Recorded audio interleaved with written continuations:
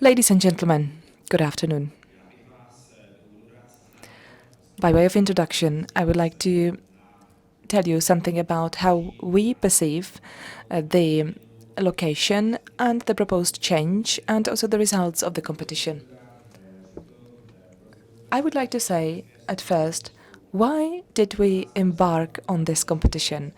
For us, this is an iconic train station, the most important train station in the Czech Republic.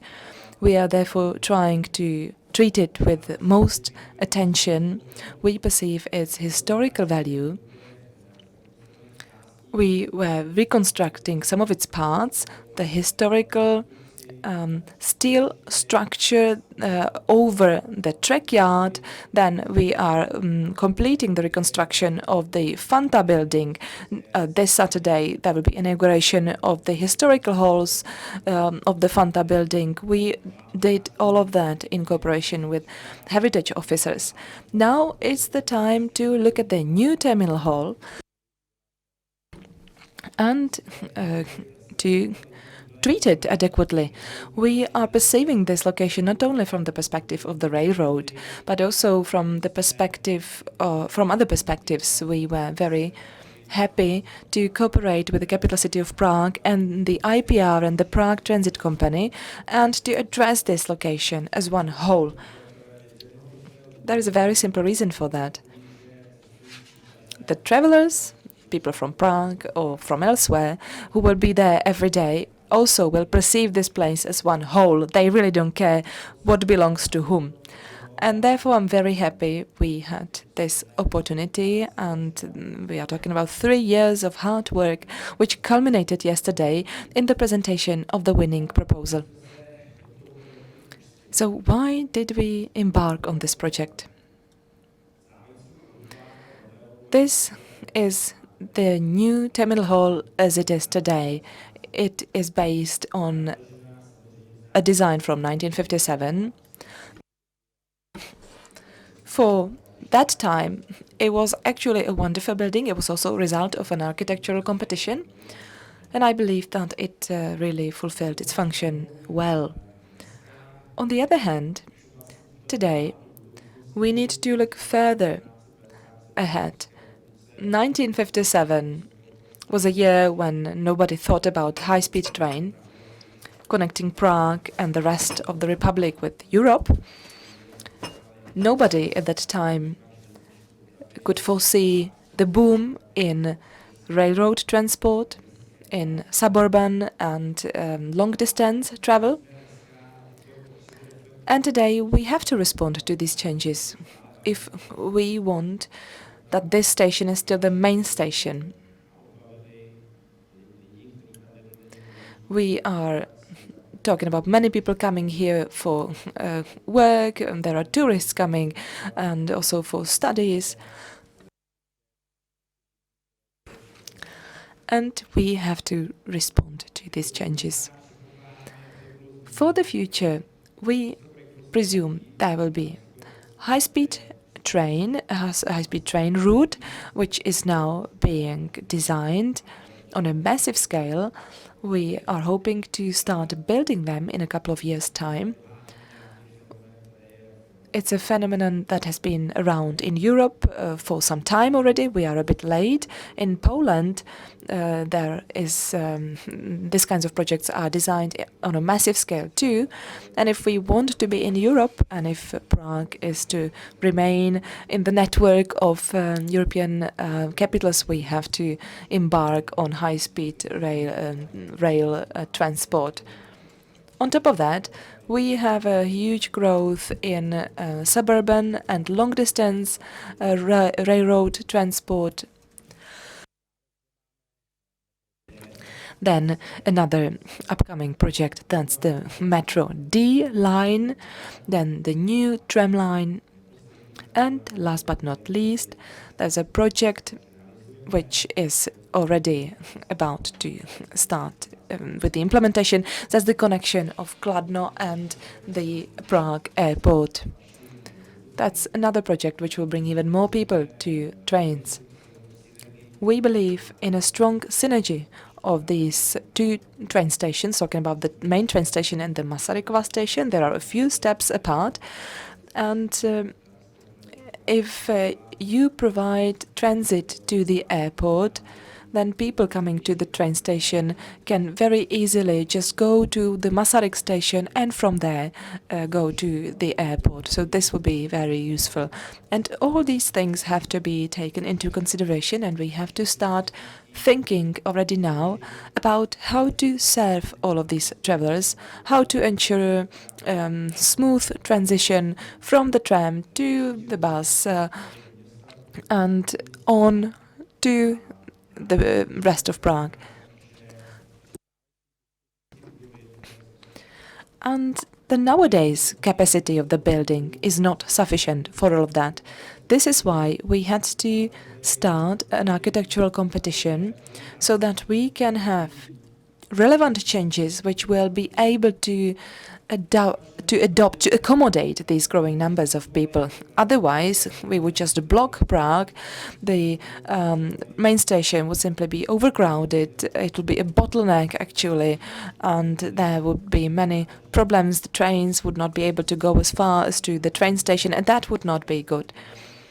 If you look elsewhere, or especially to Western Europe, but also to Eastern Europe, you can see that each capital is preparing similar projects. They are reconstructing their main stations. Many of them actually are already completed, such as Berlin, Vienna, or Rotterdam, or London, to name just a few. And there's a strong support for public transportation, which is environmentally friendly. And we are joining in the bandwagon, simply doing the same. Here you see the most important slide, the most important figure. Nowadays, there are 90,000 people every day at the train station.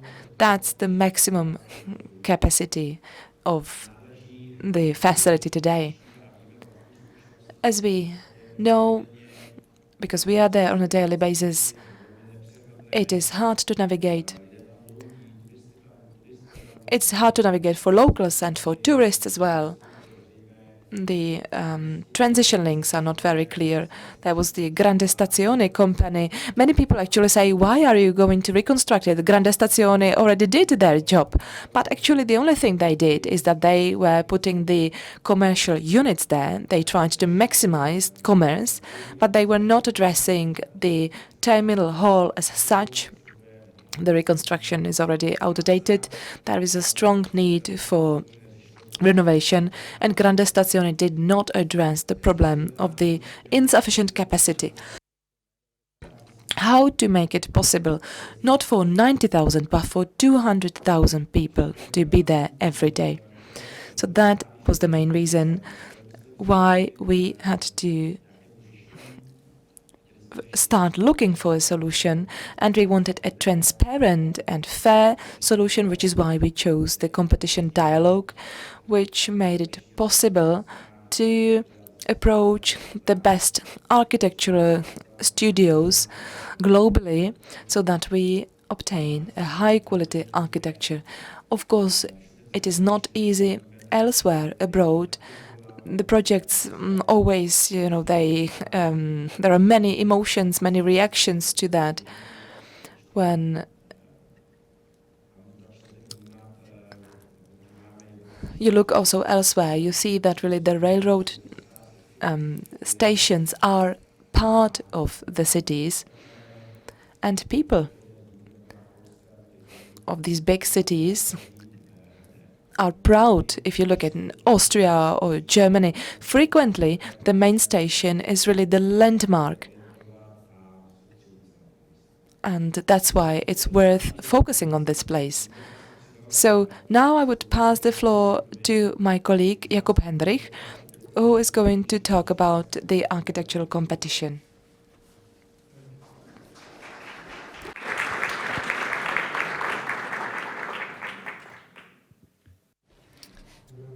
Good afternoon. Like Peter Hofhansel, he talked about the current state of the terminal hall and how important it is to change it, to prepare it for the future. Not just about the capacity, but also about the function of the organism of a railway station, and also the services that should be offered. And there should also be a park. One should walk through a park. For a long term, we already look for a topic and how to define the park, and regarding how it's going to be used, what activities there should be, what structure it should have, and also how the park changed and developed in the past. There have been very big influences, and the biggest change has been done with was connected to the construction of the terminal hall. Now it's very hard to keep the park in a certain structure. There are many people walking through the park, many visitors, travelers, etc. But it does not offer any benefit for the people around there. There are no activities, but there's also no biodiversity. There are no ecosystematical services. When we prepared for the dialogue, we talked to people who use the park, who walk there, and we wanted to hear from them how they use the park or how they would like to use it. And that was a very important feedback, because we could see that there is a lot of potential in that park, because there are many users who would like to actually use that park, but it does not fulfill the benefits or that they would expect. A similar topic are the tram tracks, which also means the train station to other connections of public transportations, excluding the Metro C line. The main station only has one metro line as of now, and that's quite a big deficit. And there used to be a tram track right at the railway station. It has been removed, and now we are looking for possibilities on how to integrate the tram tracks into the railway station, which should be, and even with the Ministry of Culture and with the ground plan or land use plan, it was also a topic how it should be integrated. And this was also one of the basic and important conditions that the tram tracks should be in there. It's also part of that land use plan, but it has to be done in coordination with a solution of how to create that park. I touched upon this topic. There are areas in the park that cannot be defined. They don't have a concrete function. They're not being used.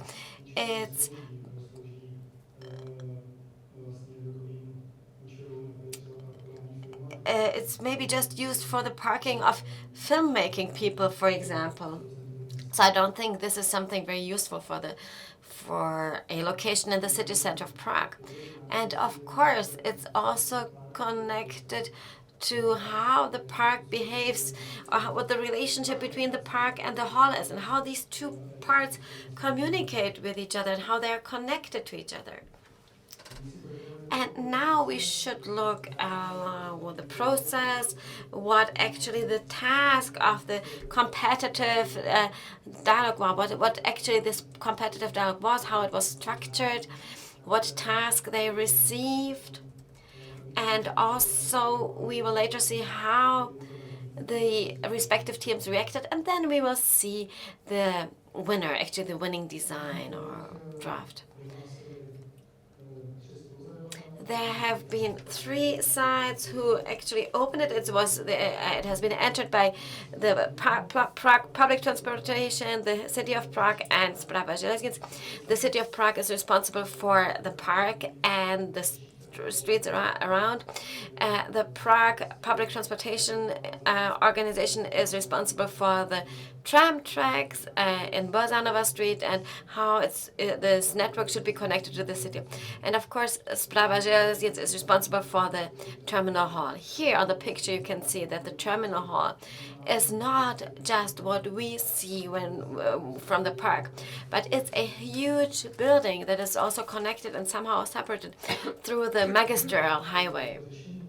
So the solution and the coordination will not be easy. From the early days, we knew that it's going to be difficult, and that's also why we knew that it would be difficult to be successful, to really change the whole area. We had a robust system where upstairs we had some structures. So there was IPER, the city, who was responsible for the project, but at the same time, we also had to discuss who's managing the whole dialogue. We also had legal support. We received support from other parties. It was either the public, their participation, it was some parts of the city or heritage offices, and of course there has been the jury, the committee. And altogether, this created the process of this competitive dialogue, and we expect that this organism is going to live longer and continue. The committee, the jury, is very important, is one of the most important parts of the dialogue. They do not only choose the respective teams and their solutions, but they communicate with the teams. They give feedbacks, they comment on it.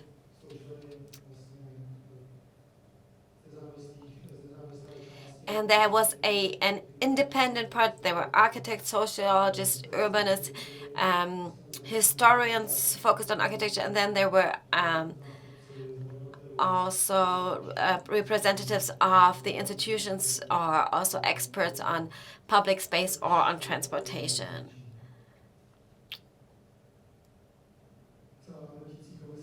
Then the whole commission had experts of 68 people who were experts on other topics that were involved. They helped to define the respective comments in the respective phases. So the competitive dialogue had a timeline that was limited, that was one thing, but the whole thinking process about the area, the change and development and its realization started already in 2013. Back then, representatives of the city of Prague decided on a change of the plan regarding the relations to the tram tracks in that area, especially through Wenceslas Square, which would be one direction, but also regarding the main station. So the competitive dialogue has been open in summer 2022, in June. And yesterday we heard the result, and if everything goes well, we will start to build in 2028. The competitive dialogue has a number of phases. We had 4 phases. Looking back, I think it was good because we did not only work on the task, but it was also about the addition of documents and specialization. But step by step, we could also reduce the number of participants. And this helped us to work with the individual designs and comment on them and proposals, and to find best solutions for the final designs. At the beginning, we had 24 teams. They handed in methods of how they would explain, and they tried to defend it with their references and what they describe. And and how they could realize it. And it's also important to mention that in the team there had to be 3 experts. That means an architect and landscape architect and a transportation engineer. Regarding the concept phase, I will have to go one step back. From the 24 teams, there were 5 teams that could continue to the next step, that they worked out their concepts, that the basic a way of how to solve that solution. And from the 5 teams, we chose 3 teams that created a final concept and a detailed concept, and that's what then they had it in. How was it structured? What did the teams get? What was at their disposal? There was some documentation, there was some historical research of the hall, the park, participation of the public that consisted of different phases and focused on different parts and groups. But then also some technical documentation, for example, that also the number of people walking there or cyclists have been calculated. Nowadays, or now, we continue with the preparation of other projects regarding around the area of the Prague main station that are already being put into practice. It's, for example, Masaryk railway station, or also changes on the upper part of Winchester Square. And also the area of the new main station of New Hlavák is one part of that puzzle, so to say, that should be put together, that is creating a whole picture of that area. And also one part is also involved with the Magistra, with the road, because the Magistra highway should be connected to the other projects. And also the teams put it into practice to these plans. Some of these projects have not been realized, but some of the projects have already been realized or will be realized. So it's not about the current state, but how it's supposed to look in the future. And then, what was their task? It was about 4 parts. It was the hall, the tram track, and how to solve the solution in the neighboring streets, especially about transportation. The respective topics, where we had subtopics later on in the phase of the process. And we could see that this is just an example of a few topics that we can find in that area. But these were topics we expected from the competitors to find solutions for them. And there should also be an interconnection between these topics.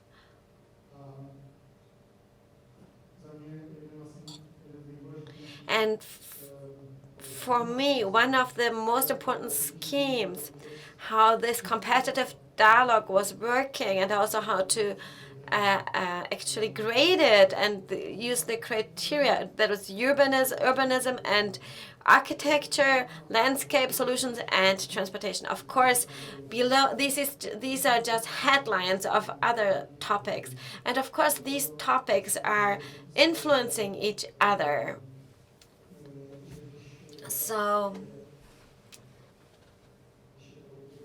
if the quality works well, then it also might be stronger than some other solution, for example, architecture or urbanism. So this is an important part. And now I would like to ask Mr. Wertig to hand over the word, because he was the head of the committee or the jury.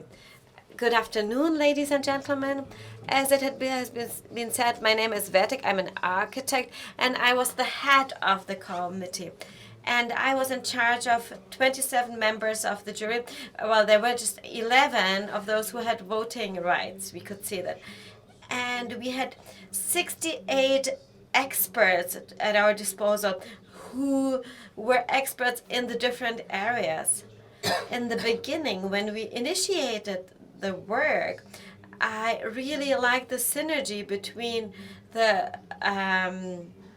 three institutions, and it would be great if from this synergy we could find a harmonic solution, a vision which is full of harmony. And I think that's we also succeeded in that. In the beginning, we received 24 concepts of philosophy, so to say. We chose 5 and we asked these 5 to really create a concept, a solution. And very early we could see the core of the problem that deserved a reaction. This was the situation of the railway station when it developed. It was a new area in the city. It was at the eastern part of the center. So just below Fantova Budova, the building, there was a lively street, there were taxis, trams, etc. Then you could walk, you could cross the street and be in a park. There was also a lake, etc. And then you could reach to Opletalova Street. It was one clear area with one identity, with a certain quality. As it has been said, between 73 and 79, a new building has been built which fulfilled different tasks. One of the tasks was to build a city rail highway. That was at that time very important, a decision on how to solve transport in Prague. And also now we have a highway with 4 tracks. And on that highway is a parking lot that is connected to it. And one of the solutions was also that these interventions should be taken the way that they should not have an effect on the relationship between the building Fantova, Budova, and other parts. And that was successful because they tried to get it under earth. So they created this under earth area below the highway. They also built these glass towers that should create a certain visual contact and replace the towers that are on the Fantova building. So that was a very important, decisive change in the area, and that is determining everything. So regarding the possibilities they had and what the society wanted, they solved it quite well. They produced an architecture that had a lot of quality, and of course we should respect it. Samozřejmě ta fakt těch externalit, to jsou. Then we have the externalities and specifically the interrupted links. And previously you had this well-defined public space, but now the contact was lost. The possibility, in fact, to walk across this place was lost too. It was not possible to go from one side to the other, and you were a victim of the, of this engineering labyrinth, and you had to go through an underpass and then through tunnels, etc. Simply, there was no longer this free space, and all of that just because of this highway and the parking deck. So, if you think about it, then you think, well, is it really possible that we still have it today? That you go from the train, you look up and see the Fanta building, and then again you have to go down and you have to go for dozens of meters before you reach sunlight, daylight.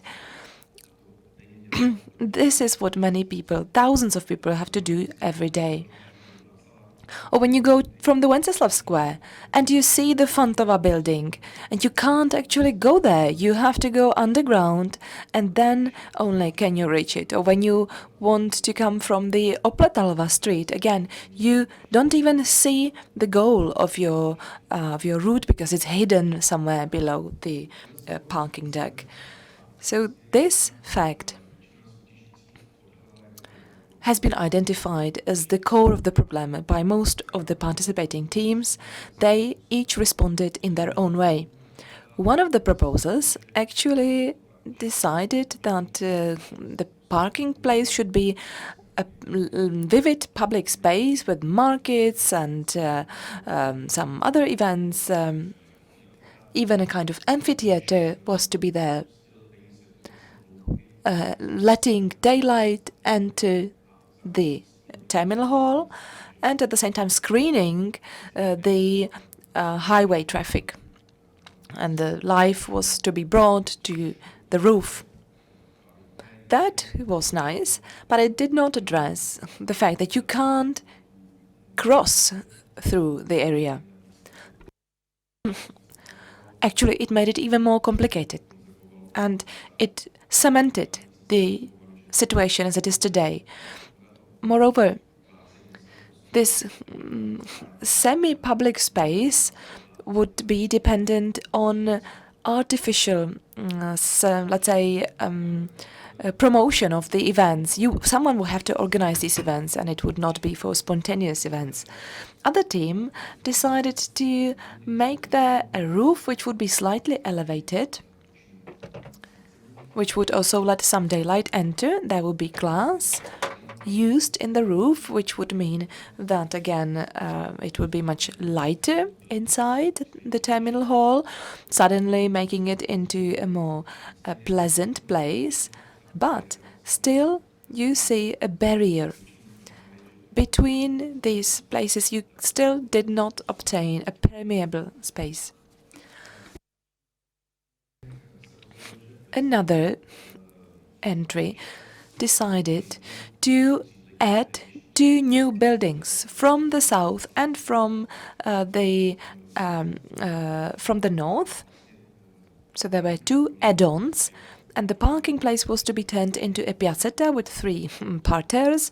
One of them, it would be bordered by these 2 add-ons, and you would obtain a kind of piazza there, inside a piazza, we can say, and that was an interesting idea. But again, it is dependent on the activities which would have to be organized artificially. They would be dependent on somebody animating this place deliberately, and it would perhaps not be a part of a naturally vivid place, an urban place. As for the communication links, they did not change that much. And that is why this entry was not seen as very impressive. Another one, which was among the top 3, did not dare to remove the parking deck physically, but just decided to change the function. They put a new identity to the place by adding new glass roofs, which was a free interpretation of the halls above the track yard. They created something like a winter garden, a huge greenhouse, which would go to the center of the former square. So basically you would hide it everything under one greenhouse, which would be as a kind of orangery with the possibility of organizing markets, seasonal activities.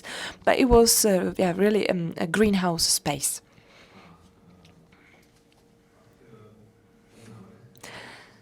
And then there's another proposal which had a very radical approach. Let's simply remove the parking deck. Let's just do away with it, and we will just close it where we need it. where we need just the facility for the travelers, and otherwise let us go back to the original contours. In other words, the part where you need comfortably to get people to the metro, to the tram, would just be covered by one roof, which will be transparent, but otherwise you make it perfectly permeable. That actually is the winning design, which convinced majority of the jury.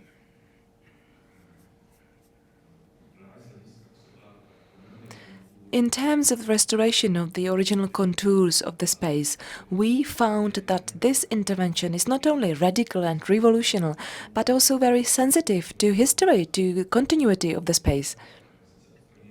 You are removing part of the building that we are respecting, but at the same time, they are preserving the ground, and they are preserving many of that, and therefore they are actually even on top of that, they are even coming back to the original contours, giving this public space its original borders.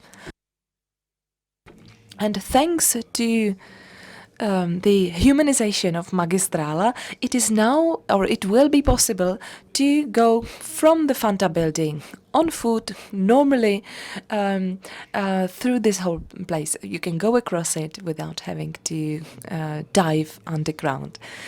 As I said, we had 27 members in the jury, each from a different expertise. There were 11 architects and then other experts. And yet, we managed almost unanimously to agree on the winner. We were evaluating several aspects according to criteria which were given beforehand. As you can see, there is a large margin. The winning team won by a large margin. Actually, there was a lot of discussion about the second and the third place, but there was no doubt as to the winner. So I would like, therefore, now also to thank my colleagues from the jury. I would like to thank them for fruitful debate and for their patience, because we had to meet several dozens of times, and I would also like now to thank you for your attention.